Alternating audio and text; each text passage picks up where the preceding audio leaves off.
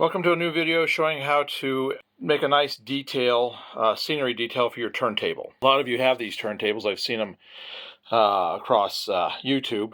These are these ones that you can either get charging ones or ones that come with batteries. So we got the one that comes with batteries.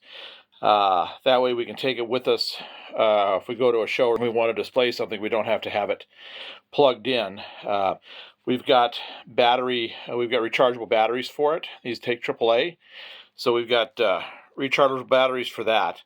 And so we just plug it into the wall socket and you just recharge them, and they're good for about 12-15 hours of continuous use. So for a weekend show, that's pretty good. Well, anyway, so what I'm going to do is I'm going to take this foam core right here, and we're going to create a scenic base for this, so that it just will look nicer presentation-wise. There will be a series of videos showing the top piece. Right now we're just concerned with doing the sides, covering these sides up and making this look more like terrain. So we've got some 1.5 inch pink foam here. I believe it's 1.5 inches. She said 1.5 or 1 3/4, but I think it's 1.5. So next step is going to be to trace out the base of this and cut the pink foam, and I'm doing this on the floor because this gets really messy and I haven't vacuumed up yet for my last project, so this way I can just do it all at the same time. So first thing I'm going to do is probably use this instead, make it easier to make a mark. I want to give myself about, I would say, a little more than a quarter, between 1.25 and 1/2 inch distance between the edge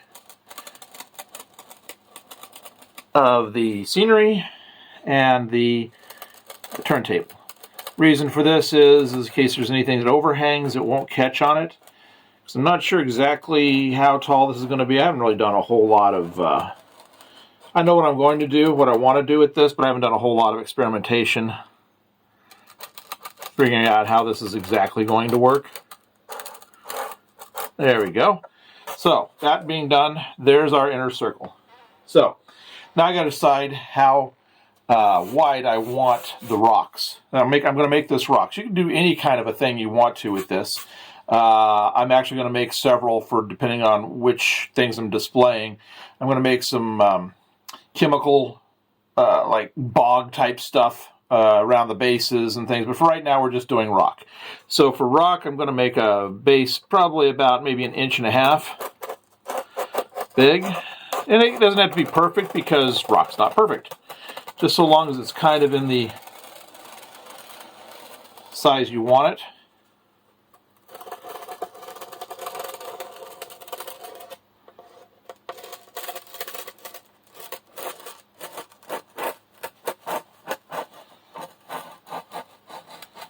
Alright, so there we go. So now I'm going to pause for just a second while I get the cutting tool I need. So this is the tool I'm going to use. This is just a really sharp, good utility knife. You don't want, a box knife doesn't get through the width of this right here. So you want something that's going to go all the way through in one cut. So we're just going to get this started.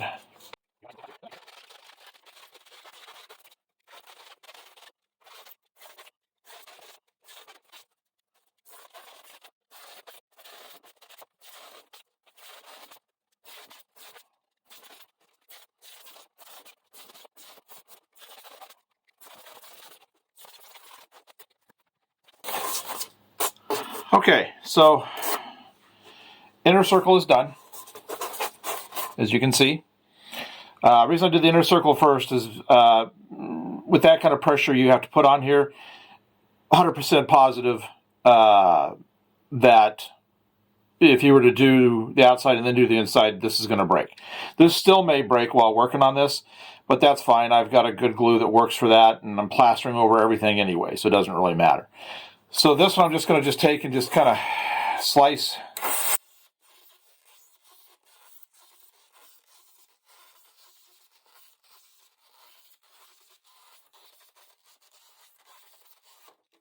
There.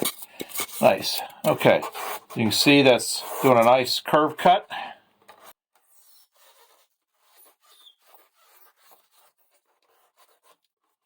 Good. I'm happy with that. That's going to look really good when I start to cut everything down. So now I'm going to just come in here.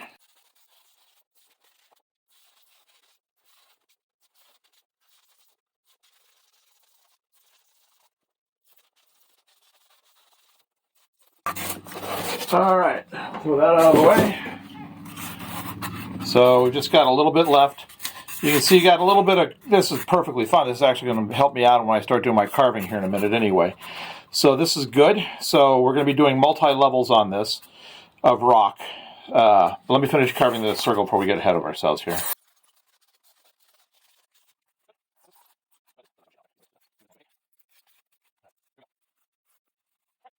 Oh, you can see we got a bit of a break right here, but I got stuff to take care of that. So here we go. I get this cleared out of the way. Now I got to decide which side we like best and put the other side to the rear.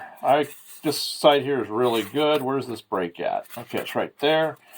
I think I'll put it about like this for the front. So the reason we're having to decide on this is because this thing has a power knob right here that I'm going to have to make allowances for by doing a cutout underneath.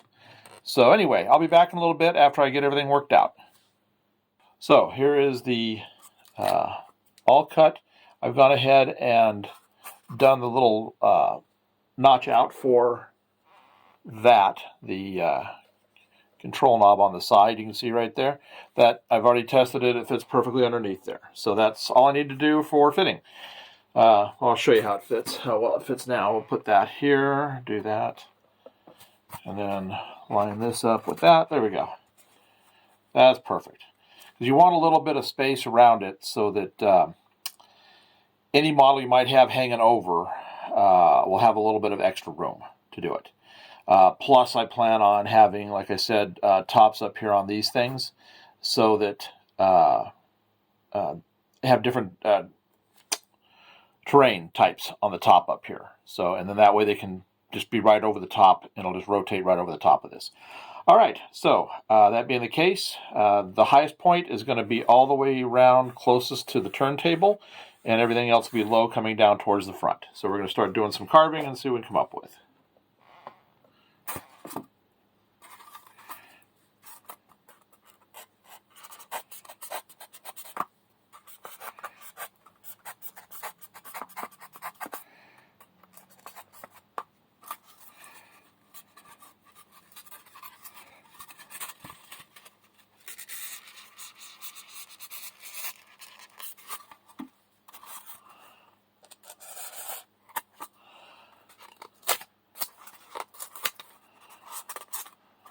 Good.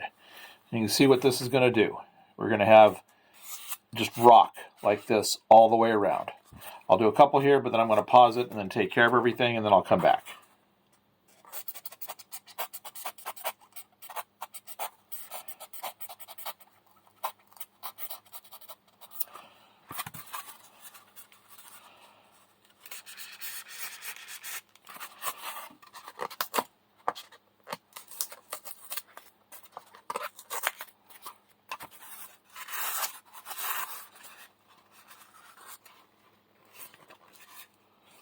Okay, so you get the idea of what I'm about to do. So I'm going to go ahead and finish carving, and then I'll be back. Okay, so here it is. As you can see, I just still got to do that one repair left where it was split. No big deal there. So this is, I'll show you what it's going to look like now. So here is the turntable. And get this rotated around the way it's supposed to be. There we go. So there's how it's going to look. Once you get it all painted up and weathered and make it look like rock, it's going to look great. All right, so next step is going to be to repair this crack that's on it. It's somewhere right around in here, I think. Just use Fabri-Tac glue for that. Works great on foam. And then I'm going to plaster the whole, well, not plaster, but it's joint compound. So I'm going to put joint compound over the whole thing. So I'll show you what that looks like. That's just dabbed on with a brush and worked into the cracks. So I'll just show you what that looks like when I'm done, because then it's going to be a matter of letting it set up for a couple of days to be able to dry so I can start doing the painting.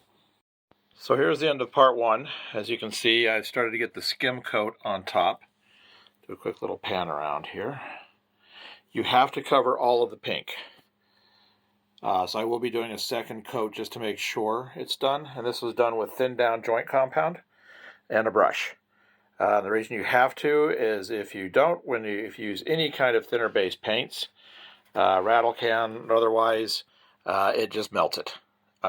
Trust me on that, trial and error has proven that. So, but I am going to end this here. Next video that I'll start up on this, this will be completely dry and finished, and I'll be starting the paint work on it to make it look like a lot of really good rock cliff type scenery.